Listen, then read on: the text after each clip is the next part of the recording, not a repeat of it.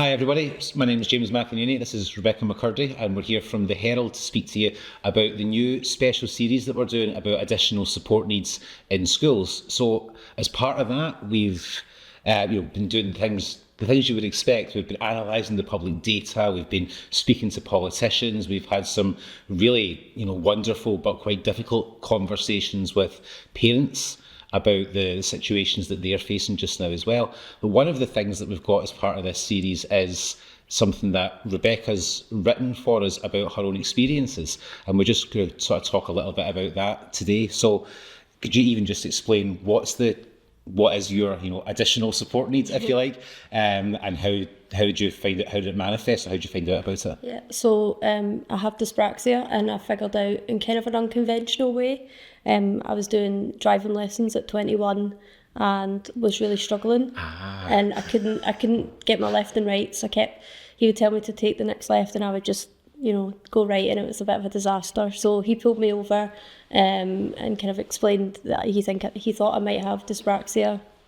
I think his son was autistic, and he kind of spotted similar signs because dyspraxia is on the spectrum. So and then after that I went back to uni. I kind of thought nothing of it. I was like, I'm probably all right, it's fine. I'm probably just a really bad driver, to be honest. But then I was like, okay, I looked it up and I was like, this actually makes a lot of sense. I was seeing it's kind of known as like a clumsy syndrome. Mm-hmm. I'm quite clumsy, but there's a lot of other stuff, like bad handwriting, struggling to process like really scattered thoughts, and I was like, right, there's probably something here. And I kind of was struggling with uni at the time, so I went and got tested. It was like a kind of an hour long assessment, and the woman was like, I don't even need to analyse this, you're definitely dyslexic. So I was like, oh thanks. But yeah, no, things changed pretty quickly then. Right. Yeah. So how did things change then? So getting that diagnosis, even if it didn't require the full assessment, getting that diagnosis, what did that do for you? I think it honestly changed my life. It kind of went not quite an overnight change, but pretty quickly. I was in the process of potentially dropping out of uni. I just thought I can't cope with the workload. My reading was really poor, and I just was not engaging with the text and stuff. And then after that, it was like things were put in place really, really quickly. I was really surprised because my experience with what I had thought about additional support needs was that things were really slow, things didn't happen, and you kind of had to get a lot done yourself. Mm-hmm. I had extra time put in place immediately. Any talking I had to do, because I get my words jumbled up sometimes, any kind of speech things I had to do, I would get advance notice. Exams were kind of made easier as well. There was some things obviously that you don't get help with because you're at uni, and that's just the way it is, but things changed pretty quickly, and I was pretty surprised by that. And I suppose maybe the thing to think about there then, because when that happened when you're at university, you say you're 21. Yeah. So at that kind of age, and you see how much it changes for an adult, the difference it makes. Most of this series, obviously, what we're writing about is schools. This must have affected you in school. Yeah. And clearly, you've gone through school without it ever being picked up, diagnosed, without getting any extra support for it. Mm-hmm. What difference do you think it might have made? How did it affect you in school, and how could it have been better? Yeah. I find it hard to fully pinpoint how it affected me in school, because obviously I didn't know I had it, so I just thought that was who I was. But I was I think I was always aware that there was something that I needed help with. When I was at school, it was always dismissed as behavioural. I'm kind of maybe, how do I put it? I wasn't disruptive, but I was I wouldn't engage in class because there was obviously things that I would struggle with. I couldn't really keep up with the speed.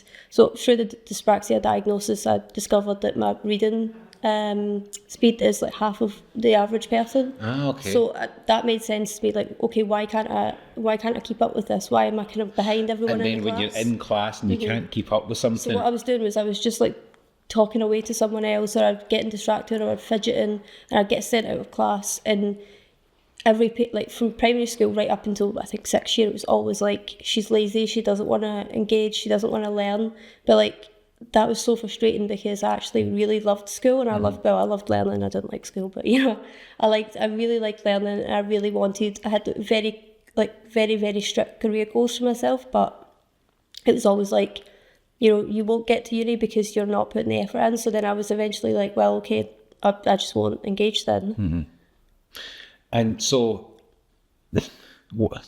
one of the things I suppose that comes up with this, and this comes up in our coverage as well, in theory, the idea of additional support needs is that if you've got two people and one of them's got additional needs and one of them doesn't have those additional needs, if you meet those needs properly, then there shouldn't be any sort of divide between people. You know, like if you and I have been the same age and all other things being equal and you're dyspraxic and I'm not, if you get the support, then we should have much the same experience. But actually what we've been hearing a lot, obviously, from parents and what you hear from young people and from teachers as well, who are really struggling, is this, that because there's not the support there that people need, and this obviously now been your experience, things that could be dealt with as additional support needs, as people having a requirement for extra help, can escalate into things like behaviour and disruption and disengagement for people. And that was the kind of road that you were on, that's kind of what I've fell into, and I'm also at the stage where I'm kind of supporting a young family member through that as well. And they are the same. They're always dismissed as disruptive or having behavioural issues, and so they're never tested for an additional support needs because it's like, okay, they just don't want to engage.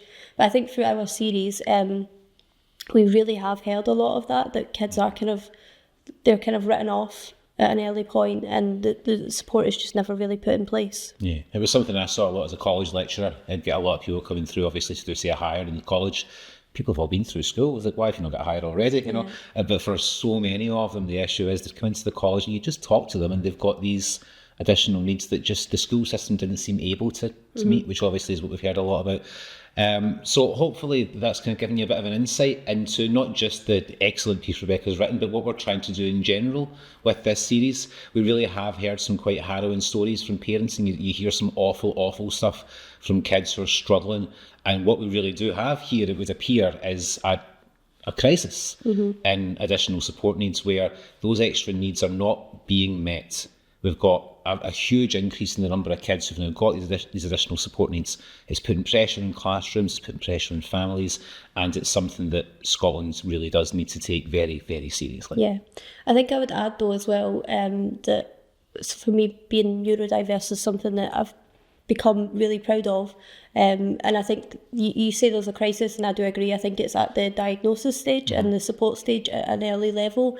But I kind of want to have that message that, you know, I'm dyspraxic and I have an additional support needs, but you can achieve like so much with it. Yeah. You know, and this was the career goal that I had when I was at school, and I was told that I wouldn't get there.